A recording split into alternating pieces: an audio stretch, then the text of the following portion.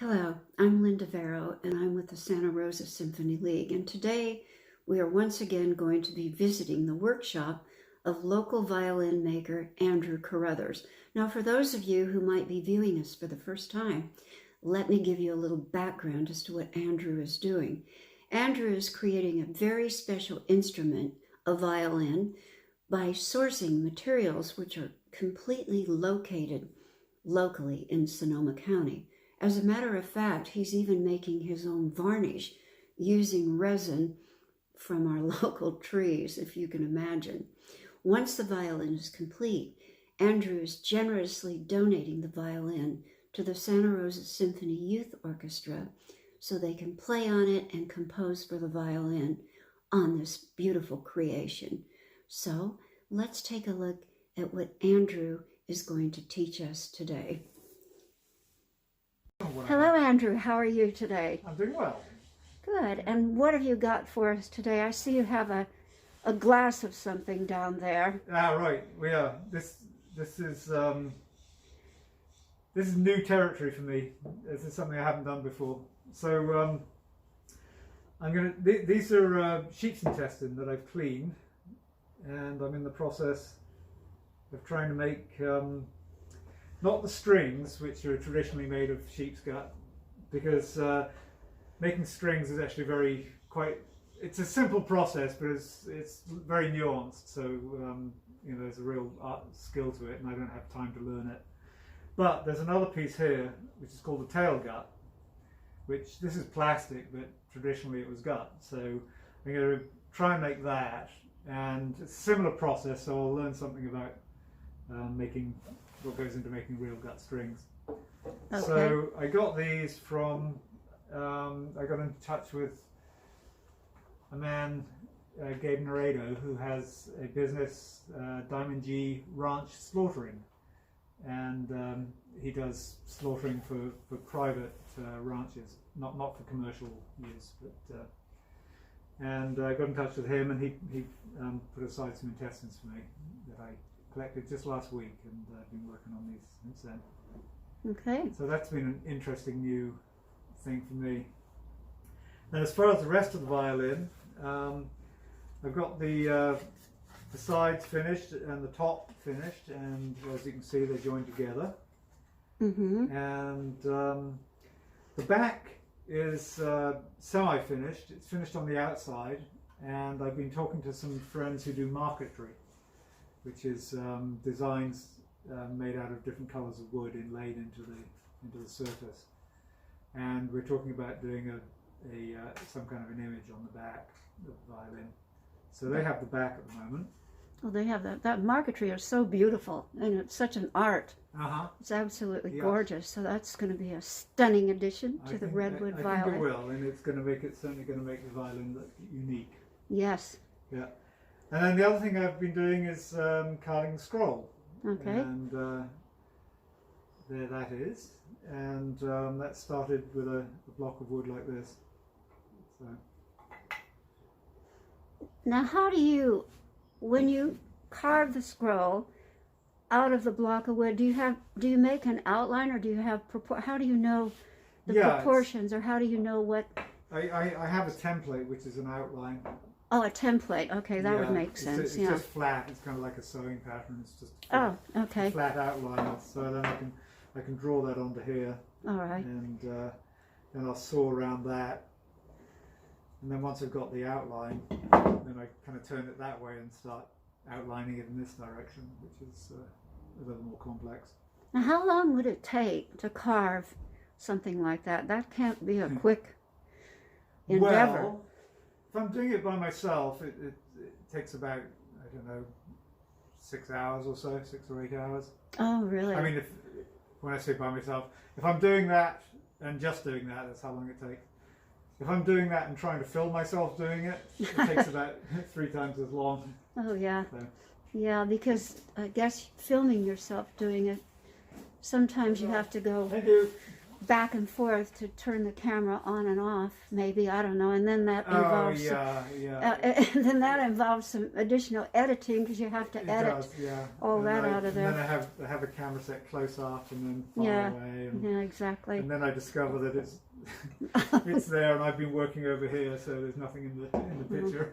I hear you. I've been there, done that. It's really taking a lot of time.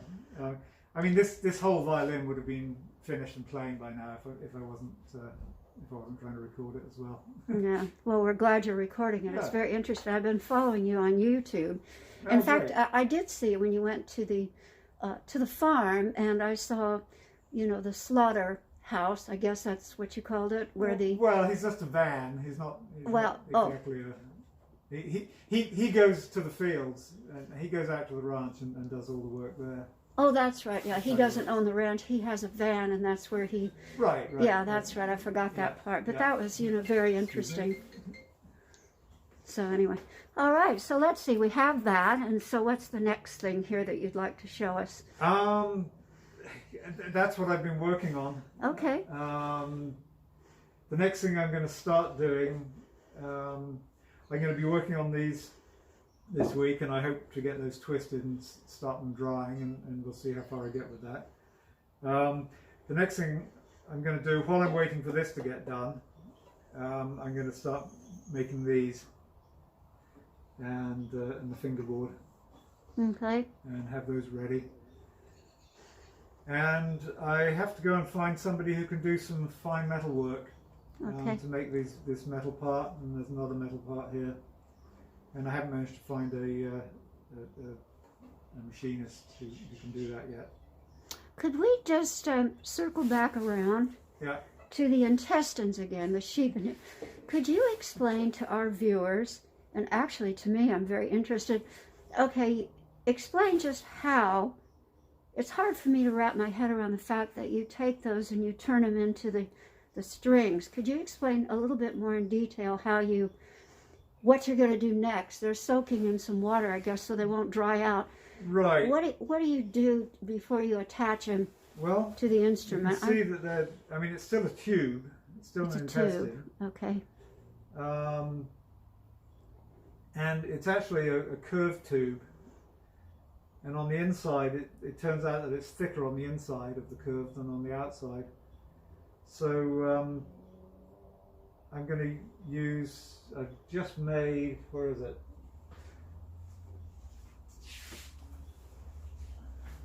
Just making this morning, this splitting device. And you feed the intestine onto here, and there's a knife. And the curve is supposed to keep it centered on the middle of the curved gut. Anyway, you separate out the thick side and the thin side. Mm-hmm. Then you've got two ribbons, and the lighter ones they would use to make the violin strings, and the thicker ones to make the low strings on the violin or cello strings. Anyway, then you simply it's just like twisting yarn. You take several strands and twist it together. Mm-hmm. And commercially, they have a long rack about 15 feet long, and so they'll twist a very long strand, and then they let it dry and keep on twisting it as it dries out. And the thing about this is that it's protein, and as it dries, it tends to stick to itself.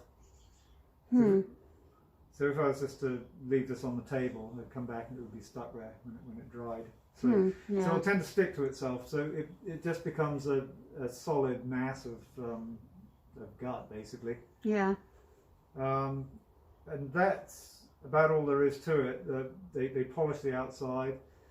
The difficult thing that I wouldn't be able to do is they actually would then take the dried string and they'll grind it so that it has a very even thickness. Well, that must be a very intricate process to grind. I think it is, yeah. That little thin strip and make it so it's equally right. So you get a equal. cylinder, Oh my God, you could easily break it in half, but they must have a special. They have obviously a little machine that it feeds through, but yeah. So, I mean, that's something I'm not capable of doing. And without that, I think you don't get a very pure tone out of the string. And this is a very ancient, well, of course, yeah, making it out of the intestines of a sheep. Are there violins or violin makers or cello makers who don't use the original string process of the sheep's intestine? They use a metal string or a plastic most or strings synthetic? these days, these are all synthetic strings. This is a steel E string. And then these three all have some kind of plastic on the inside. And then they have various wrappings on the outside of silver and Okay. titanium or something. Yeah. So this is going to be the tried and true, the old school original way of doing the strings, which I find is amazing. Yeah, except, as I said in the beginning, I'm not going to be making the strings. No. It's too complicated. I'm just going to be making this, which is a similar process to start with, but it's just not as refined. So the strings themselves, they're going to be modern strings. Oh, okay. The strings are going to be modern. They are, yeah. Oh, okay. I thought the all of the strings were going to be made from the sheep. I'll probably try and make a string or two while I'm doing this. Okay, I'm sorry. Yeah. I mean, partly, I'm sure I don't have the skill to make a good set of strings that are balanced and so on. Yeah. And on top of that, they sound different, and they sound different. They're also difficult to maintain. Seems like they break. So they break easily. The strings that you're making, where do they go on the instrument? They go on the right here. Right here on right the here. okay, yeah, in that little portion. There's a little piece there that goes around this button. Okay, and that's called the tail gut, and it holds the tail piece on. All right. Yeah. Okay, now I got it. All I'm making is this little piece here. Oh, okay. Well, that's still quite an endeavor. For some reason, I thought it was the whole thing, and I thought, my God, how does one do that in this day and age without them? It seems like they'd be very fragile if they were simply made the old-fashioned way. Yeah, I mean, the whole string, they would snap. They snap and they go out of tune easily, and or they might change with the humidity, and those are all some of the reasons why. I mean, a lot of people do still play on gut strings, and they have a different sound, and particularly Baroque players like them. But the modern strings are just more stable and more reliable string to string, and they have a different sound, but they do tend to be louder and project more. And modern players are just kind of used to that, and modern audiences. All right, that's true. Okay, well that clears that up. I thought, God, he's doing the whole thing. That's going to be tricky. But if I had more time, I would consider it. But yeah, but I think it's I think it's one of those jobs. I'm guessing from the outside that it takes a lot of experience to do a good job. And of course, we would want something that's going to withstand the test of time, something that's going to hold up, something that won't possibly break or deteriorate by using the old-fashioned method. Right. Well, okay. Well, I think that was, very interesting. Yeah. And again, I thank you so much for allowing me to come in here and just give a quick little overview of the process and how you're coming along with it. And we're all looking forward to March, the end of March, when hopefully we'll have the debut. Yes, well, the end of March suddenly seems rather close, and I'm starting to hear the clock starting to tick a bit louder than it was before. We all hate that. I know. Well, my birthday's in March, so the clock really ticks for me. Ah, okay. Oh, God, another one. But I guess I should consider myself lucky. Well, I guess I'm going to have to wrap it up. I'm looking at my time here on this camera, and on IGTV they only allow 15 minutes on the platform. We're getting close to that. We're okay. That's plenty for the audience as well. So. We're getting. But this was extremely interesting, and I'm looking forward to our next visit. And again, thank you so much. Well, it's been a pleasure, and I'm very glad you're coming by and checking up on what we're doing here. Yeah, well, the Symphony League, we were as a member on the board of directors of the Santa Rosa Symphony League, we really appreciate this whole thing. So until we meet again, bye-bye. Okay, bye. Look forward to it.